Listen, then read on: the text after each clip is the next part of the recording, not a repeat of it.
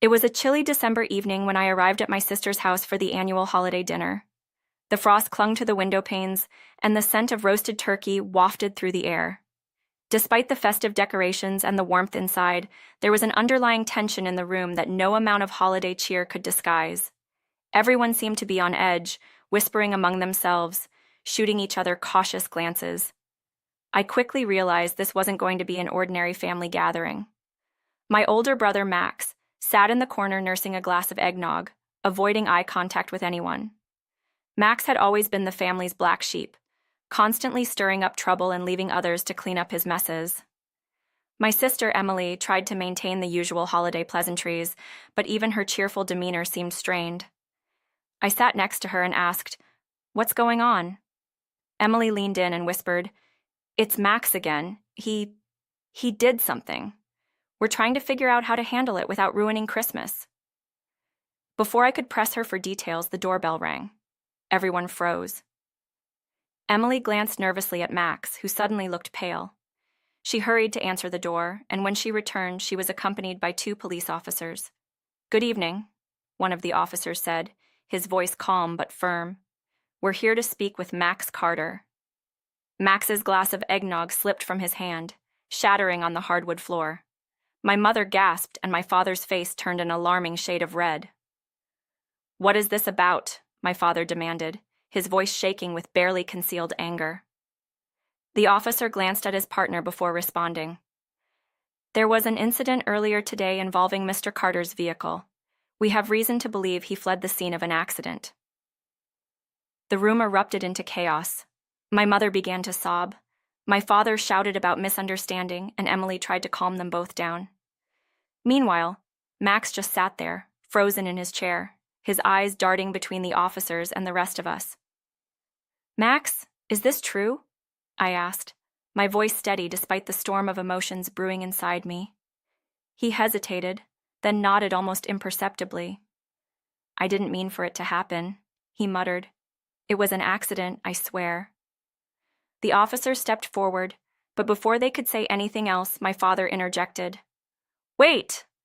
Let's not jump to conclusions. Can we at least hear his side of the story first?" The officers exchanged a glance and nodded. "Go ahead," one of them said. Max took a deep breath, his hands trembling as he began to speak. "I was driving back from the bar. I wasn't drunk, just tipsy. It was snowing and the roads were slippery. I didn't see the pedestrian until it was too late." A collective gasp filled the room.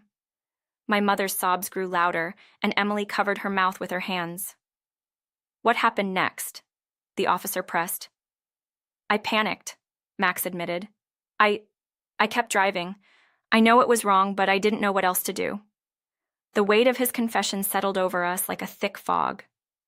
The room fell silent, except for my mother's muffled cries. The officer's partner spoke this time.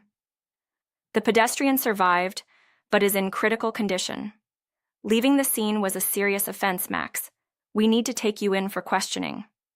My father stepped forward, placing a protective hand on Max's shoulder. "There has to be another way. Please, officers, it's Christmas Eve. Can't this wait until tomorrow?" The lead officer's expression softened, but his tone remained firm. "We understand it's a difficult time, sir, but the law doesn't take holidays." As they escorted Max out of the house, he looked back at us, his eyes filled with a mixture of fear and regret. "I'm sorry," he whispered before the door closed behind him. The silence that followed was deafening. My father sat down heavily on the couch, burying his face in his hands. My mother retreated to the kitchen, where we could hear her clattering dishes as if trying to distract herself from the reality of what had just happened. Emily and I exchanged a glance, neither of us knowing what to say. "What do we do now?" Emily finally asked, her voice barely above a whisper. "We wait," I replied, though I wasn't sure what we were waiting for. Forgiveness? Redemption? A miracle? Hours passed, and the festive atmosphere that once filled the house was now a distant memory. My father made several calls, trying to contact a lawyer who could help Max. Emily busied herself cleaning up the shattered glass and spilled eggnog, while I sat by the window, watching the snow fall outside. Then, just as the clock struck midnight, my phone buzzed. It was a text message from Max. "They're letting me go for now. I'll explain everything when I get back." The relief was short-lived. When Max returned, he looked disheveled and shaken. They have security footage," he said, sinking into a chair. "I'm going to court." "What did the footage show?" Emily asked cautiously. Max hesitated before replying.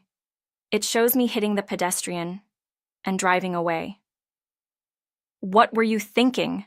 my father snapped, his voice filled with both anger and disappointment. "I wasn't thinking," Max shot back. I messed up, okay? I know that.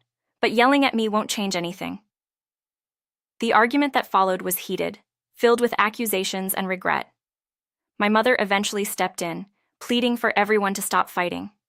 "This isn't helping," she said, her voice trembling. "What's done is done. Now we need to figure out how to move forward." In the days that followed, the family worked together to prepare for Max's court appearance. My father hired a lawyer, who advised Max to plead guilty and show remorse. "It's the best way to minimize the sentence," the lawyer explained. The trial was quick but harrowing. The victim's family was present, their grief palpable. Max stood before the judge, his voice shaking as he apologized for his actions. "I can't undo what I did," he said, tears streaming down his face. "But I promise to spend the rest of my life making amends." The judge sentenced Max to community service and a year of probation, along with mandatory counseling. It was a lenient sentence, given the circumstances, but it still felt like a heavy burden. As we left the courthouse, I couldn't help but wonder if our family would ever be the same again. Max's actions had cast a long shadow over us, one that wouldn't easily be lifted. But as we drove home in silence, I realized that this ordeal had also brought us closer together. Despite the pain and anger, we had supported each other through one of the darkest times in our lives. Later that night, as snow continued to fall, Max sat with me in the living room. "Do you think they'll ever forgive me?" he asked, his voice barely audible. I considered his question for a moment. "I think forgiveness takes time," I said. "What matters is what you do moving forward. You can't erase the past, but you can make sure you don't repeat it." Max nodded, though the weight of his guilt was evident. "I'm going to make things right," he said. "Not just for them, but for me too." Over the next few weeks, Max threw himself into his community service, working tirelessly to make amends. He volunteered at shelters, helped with snow removal in the neighborhood, and even spoke to local schools about the dangers of reckless driving. It was clear he was trying to turn his life around. Meanwhile, our family began to heal. My father, who had been so angry at Max, started to soften. One evening, he joined Max on one of his volunteer shifts, and they returned home talking and laughing for the first time in months. My mother, though still hurt, began to see glimpses of the son she'd always hoped Max could be. Emily and I also worked to mend our relationships with Max. We'd grown up resenting his reckless behavior, but seeing his efforts to change made us reconsider our perspectives. "People can change," Emily said one evening as we watched Max shovel snow for an elderly neighbor. "It just takes the right motivation." As spring approached, Max's probation period was nearing its end. The victim's family reached out, expressing gratitude for Max's efforts to make amends. Though forgiveness wasn't immediate, they appreciated his sincerity and willingness to take responsibility. On the last day of his probation, Max invited the entire family to dinner. It was a simple meal, but the atmosphere was light, filled with laughter and hope. As we raised our glasses, Max stood and said, "I know I've caused a lot of pain, and I'm sorry, but I want to thank all of you for not giving up on me." "To second chances," my father said, raising his glass higher. "And to the future." As we clinked glasses, I felt a sense of peace. Our family had weathered a storm, and though the scars remained, we had emerged stronger. Max's journey was far from over, but he had taken the first steps toward redemption, and for the first time in a long while, the future felt bright.